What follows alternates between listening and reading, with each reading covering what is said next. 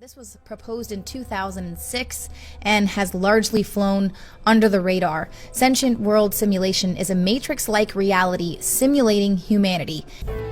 We talk often about the quantum computers, the kind of ability they've got to map and model humanity itself because of this Internet of Things that is all around us now as well. We're feeding all of our information back into this quantum computer that's basically got a virtual world where all of us have a digital avatar in there.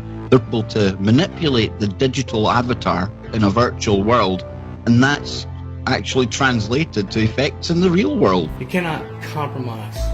You cannot negotiate. You cannot surrender to a computer. It will continue to do what it is programmed to do. What might be behind this digital enslavement.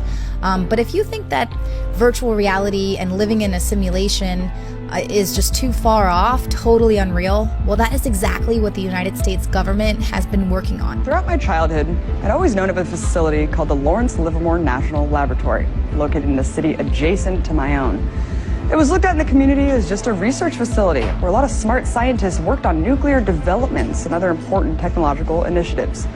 Well, earlier this year, my brother and I started researching nuclear weapons testing and what the psychological impacts were when we took nuclear testing into a virtual space. And as our investigation unfolded, we found that the Livermore Lab has built an impressive greenwashing PR campaign that cloaks a much more sinister reality. Behind me in this relatively ordinary-looking building is one of the fastest, largest artificial intelligence computers in the world. It's called Sierra, a very different kind of supercomputer than ever before.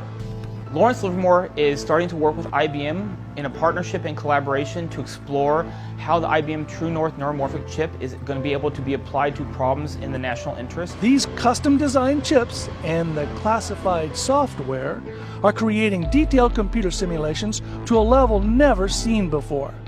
It's actually the unique design architecture configured specifically to run artificial intelligence that is the breakthrough. Robots the smartest people. Artificial intelligence, AI. The idea is to port the software from the human brain. Rather than hardware and software, they're actually going to a new form of software, and that is the biological replacement of the human brain, functioning as a quantum computer biologically, and then loading people, integrating people into this new form of brain. It is called the Sentient World Simulation. The program's aim, according to its creator, is to be a continuously running, continually updated mirror model of the real world that can be used to predict and evaluate future events and courses of action. In practical terms, that equates to a computer simulation of the entire planet, complete with billions of nodes representing every person on the Earth. Right now, we're inside a computer program. Is it really so hard to believe? Actually, a system of computers, of conscious computers with a will, intellect, and emotion of their own. Now, it's really not their own. It's the bioalgorithms which make up the bioalgorithms which make up the will, intellect, and emotion of those that they've copied and destroyed. We've been talking about artificial intelligence for decades.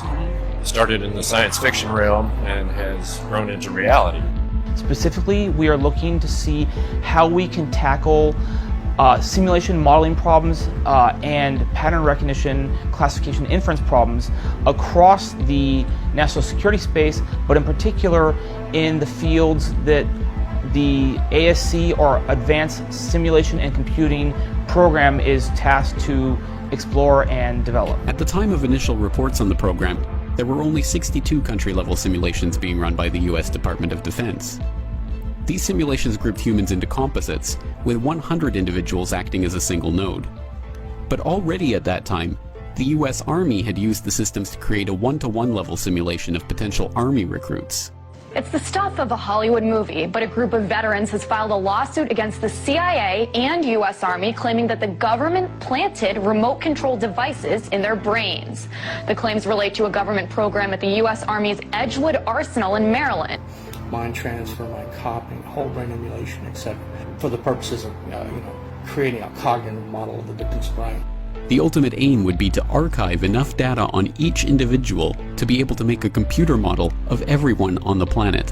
These custom-designed chips and the classified software are creating detailed computer simulations to a level never seen before. They can study biology all the way down to the individual atoms, the hydrogens, Atomic level. down all the way down there.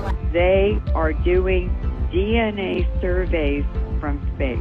So what happens is you get these nanoparticles that attach to our DNA. And when they do, they act as receivers. I'm here to tell you, ladies and gentlemen, not a month goes by where I don't get a call at my institute by someone telling me that someone in the government implanted these things in their brain without them knowing. I'm not kidding. Out of disclosure, some of the work that I'm doing here today is funded by the Lawrence Livermore National Laboratories. I'm also funded by the European Union Human Brain Project, specifically the Sub-Project 12, where I'm a task leader for dual-use brain science. And I've also done some ongoing work with the Strategic Multi-Level Assessment crew over the past 10 years at the Pentagon, at Dr. Kabayan's group, and with DARPA. Military agenda is interested on the potential weaponization and misuse of the brain sciences for nefarious agenda, for political intelligence and military use. The Human Genome Project was carried out at the Lawrence Berkeley National Lab, where I was a staff scientist for 5 years. The DNA is what they're using, what they're focusing on, and what they're weaponizing to completely control us. And this is a completely new technology that, like the Morgellons, is light-based. It's like building a little computer by using these single units DNA is built out of. So what happens is you get these nanoparticles that attach to our DNA. And when they do, they act as receivers. If you're not aware of what nanoparticulate matter is, it's that matter which exists on a scale of 1 × 10⁹ Very, very small. Smaller than a cell. The idea here is to be able to read and write into the brain function in real time, remotely. There are those that think, wait a minute. The last sanctified space is that of my consciousness, and you're using this stuff to invade that? You're right.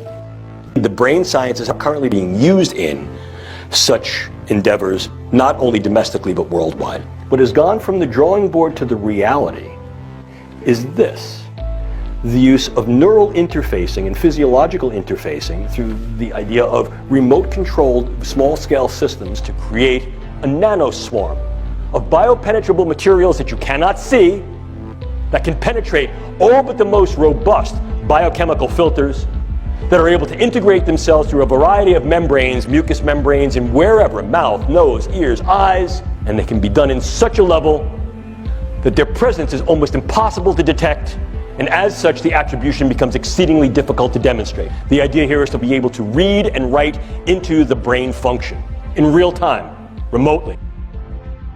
What we know about Google is that they are doing DNA surveys from space. And of course, they're being joined by Lawrence Livermore National Labs. They have, get this, high-fidelity neural recordings. They're trying to do everything they can to map and to record your memory. It's not enough for them to record all of our metadata, not enough for them to record all of our phone conversations. As the former head of the NSA said, he said they want total population control. That's how you do it with these brain projects. So what happens is you get these nanoparticles that attach to our DNA. And when they do, they act as receivers. The DNA has a unique frequency and signal. That is what they're using, what they're focusing on, and what they're weaponizing to completely control us. And although it may not be that the sky is falling yet, folks, it looks like rain. Bring an umbrella. That said, what's going to rain down? Take a look. This is the front of my pen. This amount of nanomaterial, if be able to maintain and sustain with regard to its deliverability and aerosolization, could in fact affect all of you. The nanotechnology and the biotechnology filters down from the hydrosphere into the water supply and the food chain. And now every American, all 318 million Americans are infected. It can be activated, the nanotechnology, from thousands of miles away using a process called directed energy flashing, photons. Okay, they illumine the brain of the victim with photons that read the return training signal. That's how the technology can be activated in a specific target's brain. And it seems to be on a grid system. So they're doing a survey from space, and they went down the west coast of South America and then came up the east coast, and now they're in Southeast Asia. At the time of initial reports on the program, there were only 62 country-level simulations being run by the US Department of Defense. These simulations grouped humans into composites, with 100 individuals acting as a single node. But already at that time, the US Army had used the systems to create a one-to-one level simulation of potential Army recruits. It's the stuff of a Hollywood movie, but a group of veterans has filed a lawsuit against the CIA and U.S. Army claiming that the government planted remote-control devices in their brains. The claims relate to a government program at the U.S. Army's Edgewood Arsenal in Maryland. And the Sentient World Simulation, SWS, went live in 2007, which represents every person on the planet within this computer matrix as a node, and every node is given an avatar, an identifier. And that is real-time, 24/7 monitoring of every person on the planet. This is primarily, but not exclusively, facilitated by the adiabatic quantum computers produced by D-Wave Corporation. It comes down to a kind of system that resembles old-fashioned telephone system. You have like dial-in codes, and each frequency you give in, like do-do-do-do-do-do-do, every frequency you give in is switching on one single DNA element, making it open to take the next step. So basically what you can do with it is creating synthetic DNA or RNA that is possible to be activated with a dial-in sequence of frequencies. All they need is to kind of identify your DNA fingerprint like with your name, and then they can watch you 24 hours a day. This is one part. The other part is... we are running a GPS system. Yes. If you construct a model of the human brain, you can then plug people into this hive mind. So, nanodiamonds being used for an MRI is exactly the same process of third strand of DNA, nanoparticles, that are receivers, just like in the MRI discussion here. They are receivers of the Overhauser effect signals for the purpose of mapping the human brain or the whole body in the hospital. But this is exactly the same ultra-low field MRI regime that is used to activate the third strand of DNA. As an insider with detailed information of this entire fucking program and how it works from top to bottom, I am privy to some details that most are not. And that is that the true way that this technology works is that a complete DNA profile is obtained from the target, from the individual, the targeted individual. And then this information, the DNA of the individual, is used to determine the resonant frequency of the DNA itself. The resonant frequency is then used to fine-tune the technology, the radio frequency signals, the microwave auditory effect, and all of the other aspects of the technology to tune it perfectly to the resonant frequency of the targeted individual's DNA. They are changing the spin of quantum particles in the mind. That's how the mind control operates. And it's important that people know the specific mechanisms that are taking place so that you see that this is real, this is tangible, this is provable evidence of what is going on. You know, people want to say conspiracy theorists. Well, we don't do that. We take the papers, the peer-reviewed papers, we take the articles of the hard science, we give you the technical nuts and bolts. This all comes out of particle physics, folks. This is all about particle colliders, synchrotron particle accelerators, hard X-rays, looking at our DNA, looking at the proteins building the DNA, using these hard X-rays to infer their quantum construction patterns, their models. They do all of this in computer software, and now they're applying that same DNA process to the minds in order to, down at that, tubulin dimer level, be able to model exactly the electrical pathways, the electron flow within our human brains, from neuron to neuron, across synapse connections, all of those things across the dendrites. Everything is being modeled biologically. The researchers decided to create a quantum version of a neural network using an approach known as variation quantum eigensolver, VQE, whereby instead of programming each computer in traditional bits, you have a single binary value of 0 or 1. The computers are trained to model quantum data using quantum bits or qubits that can be in superposition, so each qubit can have the value of 1 and 0 at the same time. The Manhattan Project gave us the atomic bomb. The Genome Project gave us the human genome. The third great initiative could be the Connectome Project, to map the entire human brain. And that may take a quantum computer. Understand that carbon is a conductive medium, so it can both send and receive signals. And that is exactly why the microtubules of our brains are composed of these Buckminster-Fullerene microtubules, is because they absorb signals, electromagnetic signals, and they transmit them, and that includes photons. And that's the primary vehicle of transmitting data from DNA, which is your memories. The data within the DNA is transferred within the brain and processed within the brain, because that's all the brain is. It is not a storage medium. It is a processor. And this means communications could be done mentally. What I'm saying is that the internet will be replaced by BrainNet. The true holy grail in terms of this technology is DNA resonant frequency. It taps right into the DNA, and it does it remotely by resonating with the exact frequency that your DNA resonates. DNA comprises our brains. It produces our brains. They are doing exactly what they did with DNA with a human brain. The mind operates on multiple frequency levels, but I'm going to just give you one specific. Okay? The luminosity resulting from the collision of subatomic particles in the colliders inside the detectors at CERN produce identical frequencies as to the mind. Again, the mind has multiple frequencies, but they are reproducing through collisions of particles two of the frequencies within which the mind operates.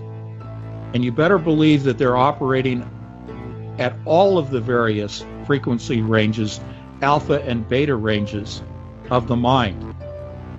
Does that mean that CERN is directing mind control systems? No. It means that they're doing the research and development that is then applied to the supercomputer systems like D-Wave for the purpose of, in the environment of the sentient world simulation, for the purpose of controlling people's minds. Once you have connected the targeted individual with the frequency and they resonate together, then you have a perfect avenue upon which to send and receive information back and forth. And that's exactly how they manipulate someone's thoughts. They send voices into someone's head. They manipulate their emotions. They manipulate their behavior. And then that's also how they receive back from the individual in real time the vital signs, the emotions, the thoughts, what the person's seeing, what the person's hearing.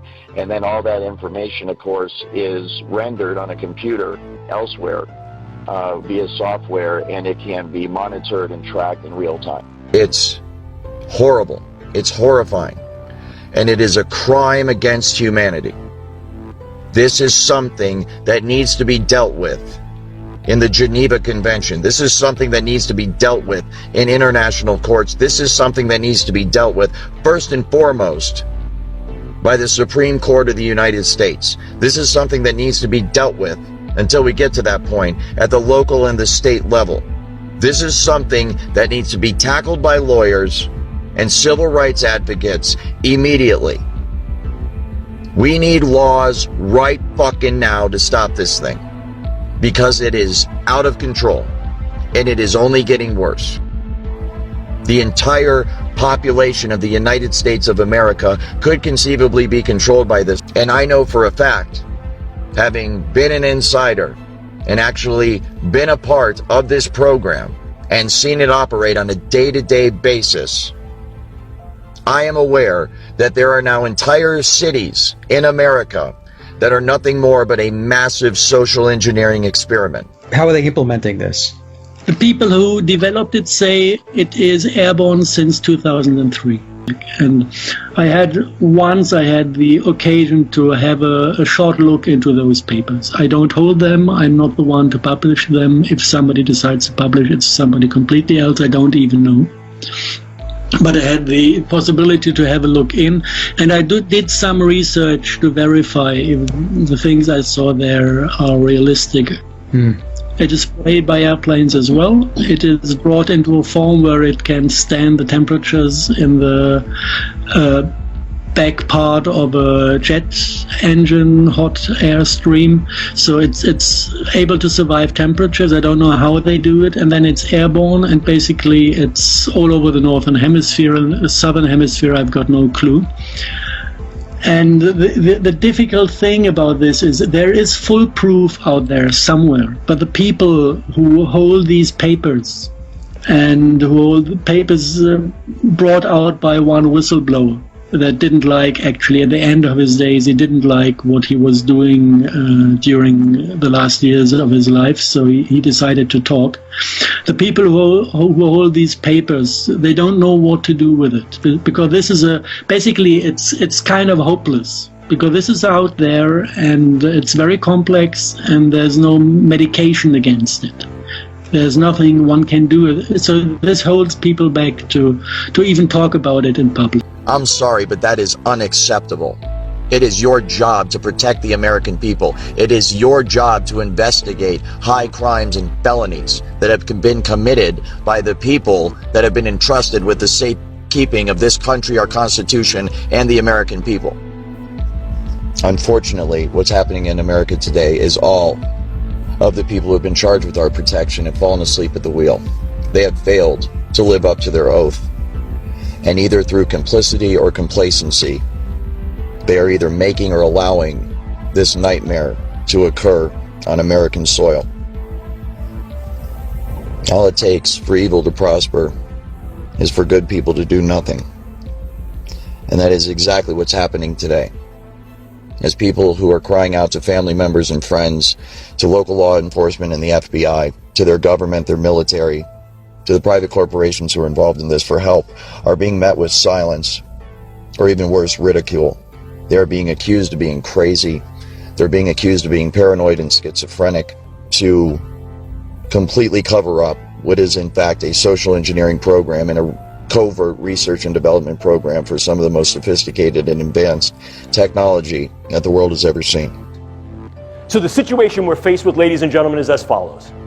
As we begin to untangle the Gordian knot of the brain through the development of neuroscience and technologies, we've come to the precarious position of opening the proverbial can of worms of if, how, in what ways, to what extent, and when these techniques and technologies will be used in weaponized intelligence and national security agenda. I submit to you, ladies and gentlemen, that can has already been opened. It'll be our job, and increasingly your job, to be able to navigate this new terrain, this brave new world, and what it incurs.